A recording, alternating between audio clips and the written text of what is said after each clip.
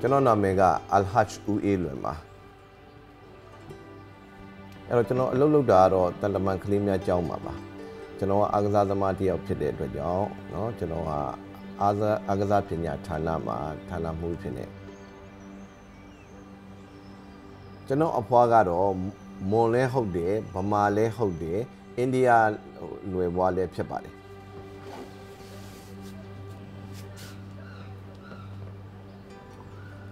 ကျွန်တော်အဖိုးကကပူးမှာမွေးပါတယ်ပြီးရင်သူကအင်္ဂလိပ်စစ်တပ်ကိုဝင်တယ်ဆရာဝန်တယောက်အနေနဲ့ဝင်ပါတယ်ပြီးတဲ့အခါမှာ19ရာစုနှစ်မကုန်ခင်မှာသူဗမာပြည်ကိုရောက်လာပါတယ်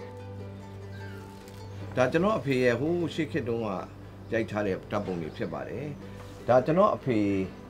ထူထောင်ခဲ့တဲ့ကျမ်းမာရေးမှုကျောင်းကို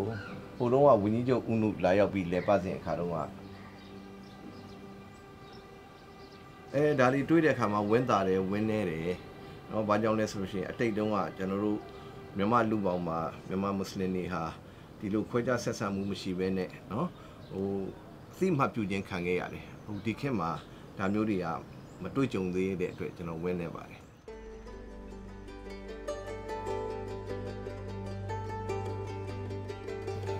အခုကျွန်တော်တို့တွေ့ကြုံနေရတဲ့ဒီ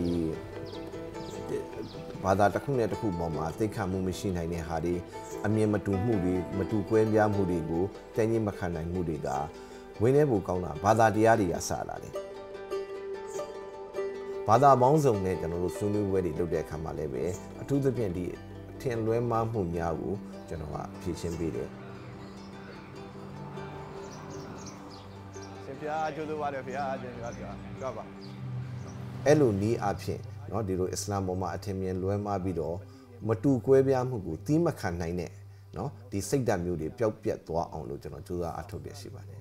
ဒီကလားဆိုတဲ့အသုံးလုံးကအရင်တုန်းကတော့အင်မတန်ကောင်းတဲ့အဓိပ္ပာယ်ရှိတယ်เนาะကုသလဆိုတဲ့လက်ကားလာတယ်နောက်ပိုင်းမှာကလားဆိုတာကတော့တပည့်တော်တို့နှိမ့်ချခေါ်ယူတယ်ဆိုတဲ့ပုံစံဖြစ်တဲ့အတွက်တပည့်တော်တို့ကအရင်ခံစားရတယ်